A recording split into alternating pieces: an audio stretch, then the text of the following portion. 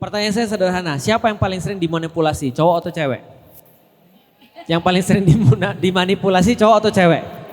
Fakta mengatakan cewek yang paling sering dimanipulasi. Bukan salah, karena cewek menilai sesuatu berdasarkan emosional. Sedangkan laki-laki menilai sesuatu berdasarkan rasional. Laki-laki itu kebanyakan gak punya emosi, laki-laki itu kenapa dia gak punya emosi? Karena dia punya tugas tertentu. Apa tugasnya? Nganterin anak perempuannya ketemu dengan laki-laki yang betul. Karena laki-laki lah yang tugasnya nanti untuk fit and proper test. Sehingga ketika datang seorang laki-laki pada anak perempuannya, maka dia tahu modus laki-laki itu kayak apa. Maka dia bisa melihat, contoh ya, saya kan pernah bandel. Dan saya kan pernah ngeliat orang-orang bandel. Maka ketika nanti suatu saat kalau ada yang ngelamar anak saya pastikan pasti saya akan membuat laki-laki itu susah. Paham gak sih maksudnya? Karena kita kan tahu modus-modusnya. Setidaknya modus-modus yang sudah kita ketahui itu kita bisa terapkan anak ini benar-benar atau tidak. Tadi yang penting bukan apa yang dia punya sebagai fisiknya. Tapi respons dia terhadap sesuatu. Itu yang kita lagi cari tuh. Contoh misalnya ya, kalau misalnya saya sebagai seorang bapak, kewajiban saya mengantarkan anak saya sampai pernikahan. Termasuk ngeliatin laki-laki ini modus atau tidak. Tadi playing victim kah, gaslighting kah dan segala macam. Maka kalau saya, contoh ya, yang bisa kita lakukan untuk mengenal orang, katanya Umar, ajak safar bareng. Kita ajak safar bareng, misalnya kemana? Pergilah kita ke gunung misalnya. Nah kita lihat tuh. Bagaimana dalam kondisi-kondisi tertentu dia ngerespons. Kalau responsnya bagus, setidaknya saya sudah punya referensi responsnya kayak gini.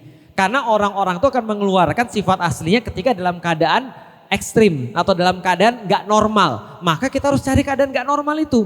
Salah satu keadaan gak normal itu apa? Pergi safar. Yang kedua, datengin rumahnya. Rumah itu kan gak bisa bohong. Ya gak sih? Tapi dia udah rapi-rapi dulu Ustaz. Ya tapi serapi-rapi apapun kita bisa lihat kan. Bacaannya apa. Bagaimana kemudian cara dia interaksi dengan keluarganya. Adiknya gimana. Ya kan gak mungkin orang bisa baik dalam waktu 1 hari. Itu calon mertua gue mau datang. Kita jangan marahan ya. Mendingan gue gak usah di rumah. Kata kakaknya atau adiknya. Berarti kita tahu ribut dia. Nah kita kan bisa tanya kenapa lu ribut dan segala macam. Apa yang paling berharga bagi kamu dan seterusnya. Nah itu adalah cara kita untuk mengetahui. Pertanyaannya. Bisa nggak kita salah? Bisa. Tapi daripada kita nggak ngecek sama sekali, mendingan kita ngecek dan kita salah. Melakukan hal yang terbaik untuk anak-anak itu tugasnya bapak, memilihkan maksudnya. Memilihkan calon yang benar kepada anak itu tugas bapak. Karena kalau ibu nanti kena manipulasi juga. Pertanyaannya sederhana, boleh nggak sih manipulasi istri? Boleh nggak sih manipulasi istri? Saya tuh bilang gini ya. Memanipulasi istri itu termasuk pahala kalau dilakukan oleh suaminya. Paham gak maksudnya? Manipulasi itu bukan cuma bohong loh. Memanipulasi itu adalah bagaimana caranya dia membuat istrinya melakukan sesuatu sesuai dengan kehendak dia tanpa istrinya terpaksa. Itu kan manipulasi. Lah sekarang saya mau nanya nih, ada orang pacaran, ya kan ya? Terus kemudian mereka berzina nih. Terus apa kata cowoknya? Itu suka sama suka kok. Betul gak? Kata mereka suka sama suka. Kenapa bisa suka sama suka? Karena manipulasi. Pertanyaan saya sederhana, pas pacaran itu maksiat. Pacaran maksiat, dia bisa membuat ceweknya melakukan sesuatu yang haram suka sama suka. Kok bisa ketika mereka menikah ribut? Mana manipulasinya? Paham gak sih maksudnya? Oke, saya perjelas. Para cowok berapa lama sampai bisa membuat cewek itu melakukan apa saja? Berapa lama Pak? Gak pro nih bapak-bapak ini. Bahasa kalbu. Percaya gak percaya? Percaya gak percaya? Ada bandit-bandit di luar sana jual training dan saya tahu ada dan saya pernah konflik sama orang-orang ini. Jual training bagaimana caranya dalam waktu pacaran seminggu nyium ceweknya. Dan itu ada checklistnya, paham? Tahu checklistnya? Puji dia tiap hari, ya toh? Beliin dia sesuatu. Apalagi misalnya perhatikan apa yang dia suka. Tampillah dengan yang terbaik, jadikan kamu orang yang bisa diharapkan. Lah pas nikah nggak lagi. Padahal justru manipulasi-manipulasi itu diperlukan ketika nikah. Paham nggak maksudnya? Dulu ketika membuat ceweknya mau berzina, itu effortnya luar biasa. Untuk ciuman perlu waktu 1 pekan. Untuk mau melakukan apapun buat dia perlu waktu berapa lama. Itu ada checklist-checklistnya yang harus diceklis sebelum dia meminta sesuatu yang haram itu. Gitu kan ya? Pertanyaannya, pas sudah menikah bapak-bapak punya checklist itu nggak?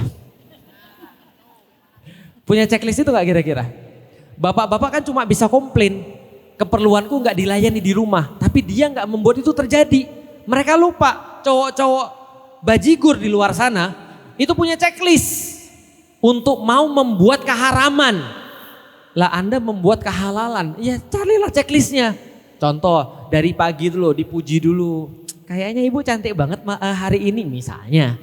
Ah gombal lu, tapi kamu suka kan? Nah, misalnya. Terus siangnya, ini ada, kamu hari ini gak usah masak, biar aku aja yang beli misalnya.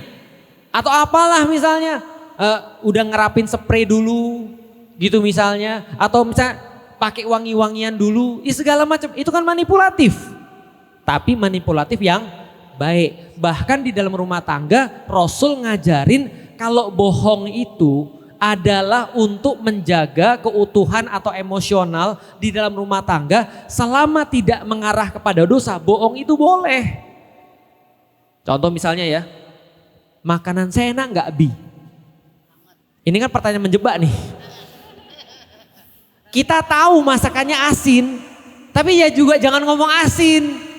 Maka di dalam agama kita diajarin, masakanmu unik rasanya gitu kan. Padahal nggak jelas maksudnya gitu.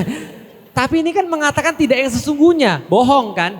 Tapi bohong yang diperbolehkan oleh Rasulullah dalam rangka menjaga perasaan daripada istrinya. Ini kan manipulatif.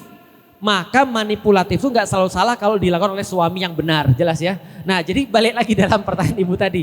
Gimana kita bisa melihat orang-orang itu manipulatif atau tidak. Atau misalnya dia punya sindrom atau tidak dan segala macam. Pertama itu tugas bapaknya. Yang kedua, kalau sekarang yang sudah dibiasakan adalah ini sudah tidak tabu lagi. Ngecek secara medis. Jadi memang benar-benar dicek secara medis. Jadi dicek secara medis ini kira-kira seperti apa calon pasangannya. Pertama dicek masalah-masalah kesehatan organ reproduksi, kesehatan mental itu semua bisa dicek. Jadi itu juga bisa dilakukan selain daripada tugas bapaknya. Kalau bapaknya nggak ada gimana? Ya udah kakaknya.